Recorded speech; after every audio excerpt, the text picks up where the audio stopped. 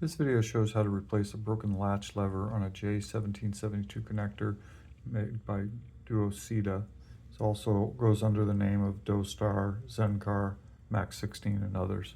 But to see if this is the style connector you have, you can just kind of look to see if the features match.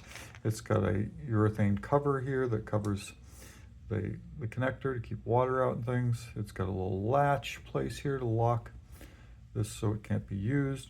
It's got 9 little grip lines along the edge and 4 places for your fingers. So if you got a connector that looks like this, this is the right video for you. On the other side of this connector, there are 7 screws, 1, 2, 3, 4, 5, 6, 7. These 5 over here are all 16 millimeter, and these 2 over here are 12 millimeters.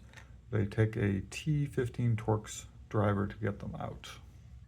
I removed the 7 screws, and in order to open this up, you just get a blade or a screwdriver or something, put it in between the 2 clamshells, and lift this top clamshell off. Once you get into the connector area, you can see some of the details. There's the lever up here that we're looking to replace.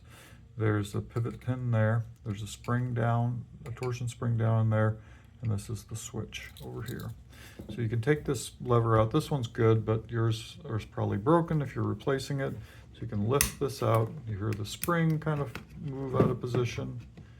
Kind of get the spring and the pivot pin. We'll see those here in a second. So there's the pin, there's the torsion spring. It's got a long leg and a short leg. The short leg goes into the connector. Now on eBay, I sell a replacement lever. It's 3D printed, made out of PETG. It's got this little label on the side that says Duosida. So it's a good replacement if yours is broken. So it's on eBay under Briggs JC. In order to replace it, you just reverse this operation. You drop the spring, short leg first, into the hole. You put the pin in the hole. Easier said than done. Okay.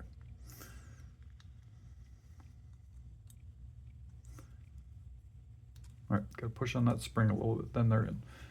So there's the spring in there.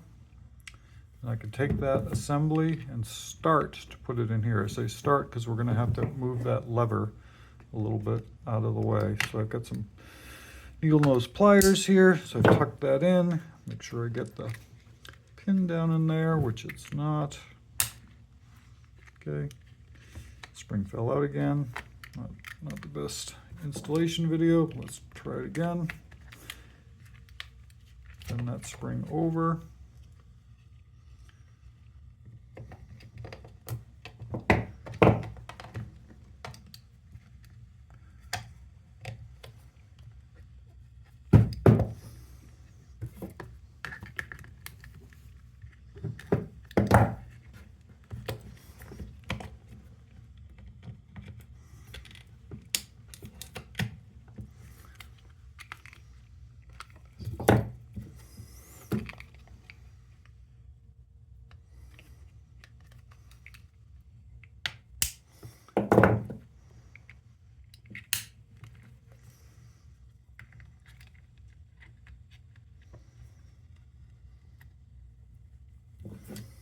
Okay, I've got that pin back in the hole, and I finally got that spring wire down where it's supposed to be. Sorry for the struggle, but that's in. Then I put this clamshell back on. Make sure that lines up. I'm going to tuck this little part here down into the bottom hole, that second hole, so that we have that cover back on.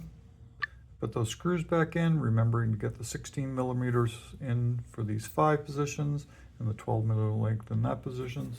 And the lever's all installed, it's all fixed. Take that cover off, you can see it moves back and forth. You can probably hear it turning on and off.